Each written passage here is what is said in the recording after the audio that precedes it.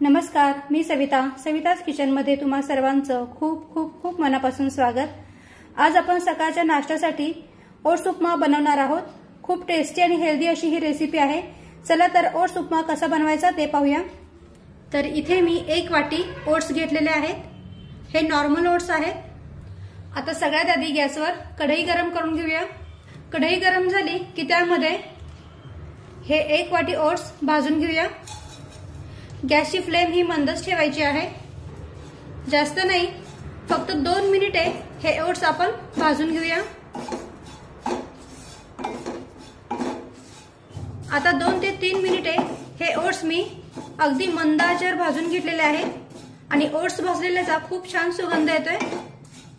तर आता गॅस बंद करूया आणि हे ओट्स एका प्लेटीमध्ये काढून घेऊया।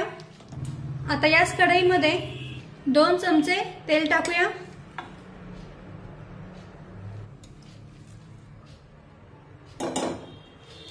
आता तेल हलकसं गरम झालं की त्यामध्ये अर्धा चमचा मोहरी टाकूया। मोहरी छान तडतडली पाहिजे। मोहरी टाकल्यानंतर गॅसची फ्लेम ही अगदी मंदच ठेवायची, नाहीतर ती तडतडताना आपल्या अंगावर उडू शकते। आता मोहरी छानपैकी तडतडली की त्यामध्ये अर्धा चमचा जिरे टाकूया। जिरे पण छान फुलून फुटले पाहिजे। त्यानंतर 1 चमचाभर उडदाची डाळ टाकूया। परतून घेऊया।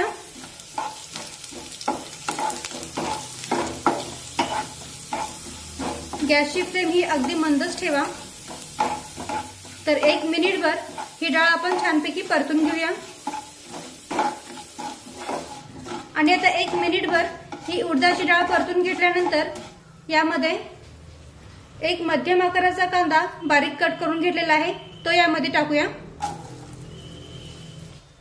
आणि कांदा सुद्धा यामध्ये परतून घेऊया। कांदा आपल्याला यामध्ये छान मऊ शिजून घ्यायचा आहे। कांदा परतत असताना कांद्याला सतत परतत राहायचं, म्हणजे तो सगळीकडून एकसारखा भाजला जातो।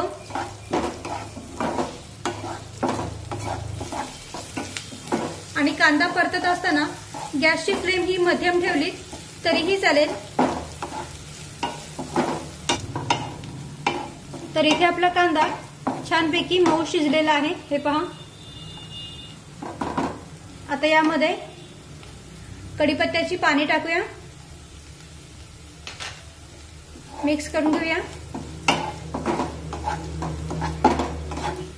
त्यानंतर यामध्ये 2 हिरव्या मिरच्या बारीक कट करून घेतलेल्या आहेत, त्या टाकूया। त्यानंतर इथे मी 1 लाल मिरची कट करून घेतलेली आहे, ती सुद्धा टाकूया। मिरची तुम्ही तुमच्या आवडीनुसार घेऊ शकता। मिरची छानपैकी यामध्ये परतून घेऊया।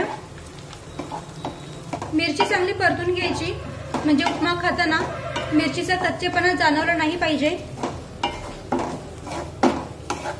आणि आता मिरची यामध्ये छानपैकी परतून घेतल्यानंतर यामध्ये अर्धा चमचा हळद टाकूया,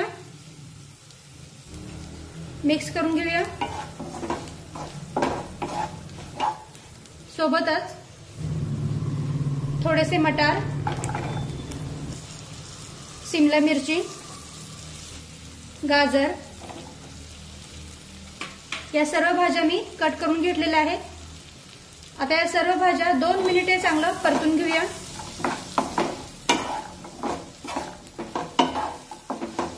भाज्या पूर्ण आपल्याला शिजवायच्या नाहीये, त्यात थोडासा कुरकुरीतपणा राहायला पाहिजे। यामध्ये तुम्ही तुमच्या आवडीनुसार आणखीन भाज्या ऍड करू शकता। आता 2 ते 3 मिनिटे मध्यम आचेवर या भाज्या परतून घेतल्यानंतर यामध्ये अर्धी वाटी पाणी टाकूया।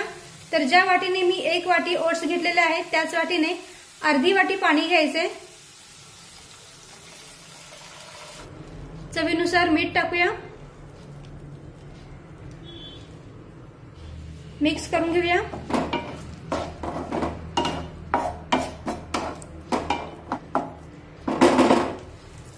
आणि आता पाण्याला साधारण 1 उकळी आल्यानंतर यामध्ये ओट्स टाकूया, मिक्स करून घेऊया।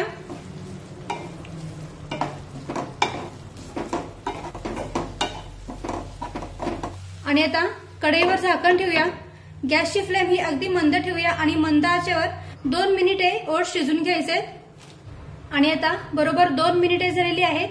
कढईवरचं आपण झाकण काढूया। तर पहा, ओट्स मधलं संपूर्ण पाणी आटलेलं आहे।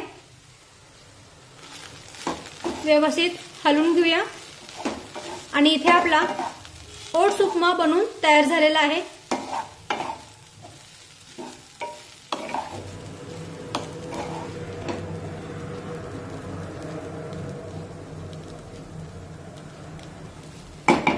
काढून घेऊया।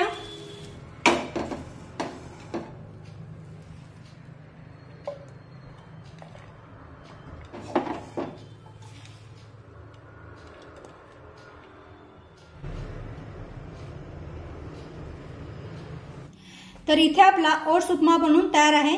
तुम्ही पाहू शकता किती मस्त इथे आपला ओट्स उपमा बनून तयार झालेला आहे। हे पहा, छान मोकळा मोकळा आहे। कारण जर का 1 वाटी तुम्ही ओट्स घेतले असतील तर अर्धी वाटी पाणी हे एकदम परफेक्ट असं प्रमाण आहे। तर सकाळी नाश्त्यासाठी खूप टेस्टी आणि हेल्दी अशी ही रेसिपी आहे। नक्की करून पहा। व्हिडिओ आवडला असेल तर व्हिडिओला प्लीज लाईक करा, शेअर करा आणि सबस्क्राईब करायला विसरू नका। थँक्यू।